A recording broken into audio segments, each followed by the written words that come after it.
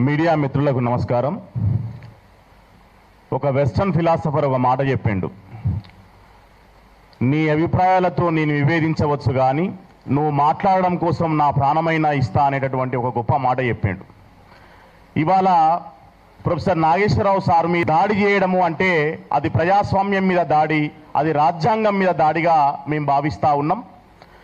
మేము ప్రొఫెసర్ నాగేశ్వర్ సార్కి ఏం చెప్తా ఉన్నామంటే, మీరు సింగిల్గా లేరు, ఇవాళ ఖండాంతరాలకు వ్యాపించిన తెలంగాణ బిడ్డలంతా మీతోటే ఉన్నారు అనేటటువంటి విషయాన్ని కూడా నేను ఇక్కడ నుండి ప్రకటిస్తూ ఉన్నాను.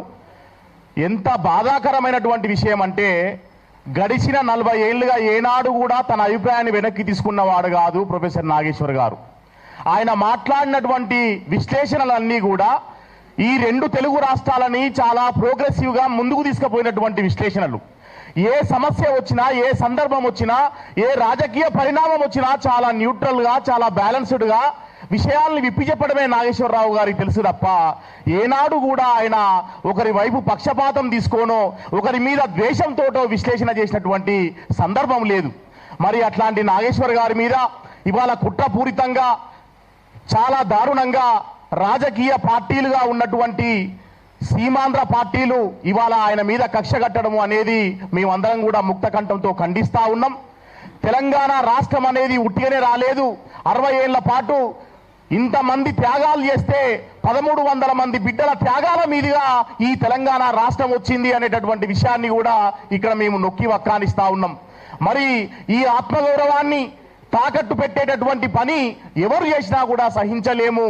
మరి నాగేశ్వర్ సార్ మీద చేస్తున్నటువంటి ఈ దాడి అనేది కేవలం విమలక్క చెప్పినట్టు ఇది ఇక్కడితోటే ఆగేటట్టుగా కనబడతలేదు.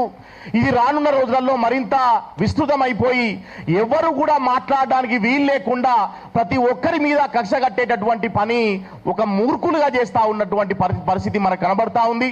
ఇప్పుడే పృథ్వీరాజ్ అన్న చూపెట్టిండు, ఒక పార్టీ అధికారిక వెబ్సైట్లోనే ఒక ప్రొఫెసర్ని కించపరిచేటటువంటి బొమ్మలు పెడతా ఉన్నారు, ఫోటోలు పెడతా ఉన్నారు అంటే కనీసం వాళ్లకు సిగ్గుండాల్సినటువంటి అవసరం ఉన్నది.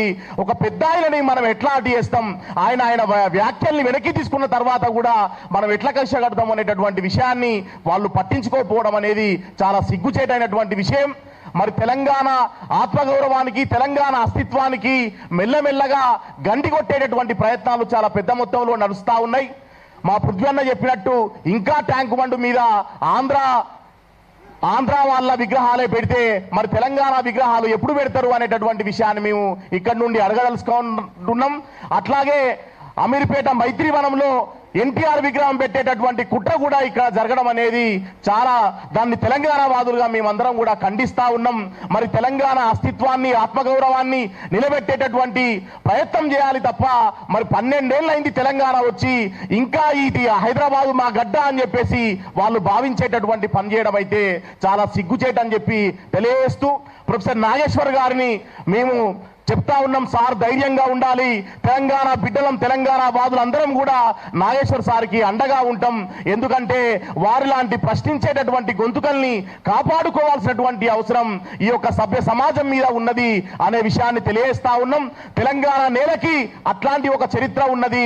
ఇక్కడ ఎట్లాంటి అన్యాయాన్ని కూడా సహించినటువంటి ఈ గడ్డ ఉన్నది. కాబట్టి మరి మేధావుల మీద దాడి చేయాలనుకుంటున్నటువంటి రాజకీయ మూర్ఖులకి ఖచ్చితంగా గట్టి బుద్ధి చెప్తామనేటటువంటి విషయాన్ని కూడా ఇక్కడ నుండి ప్రకటిస్తా ఉన్నాం. మిత్రులారా, ఈ ప్రెస్ మీట్ ని ఏర్పాటు చేసినటువంటి క్రాంతి దళ్ కి, ఇందులో పాల్గొన్నటువంటి ప్రతి ఒక్కరికి కూడా జై భీమ్ తెలియజేస్తా ఉన్నా. జై భీమ్, జై తెలంగాణ.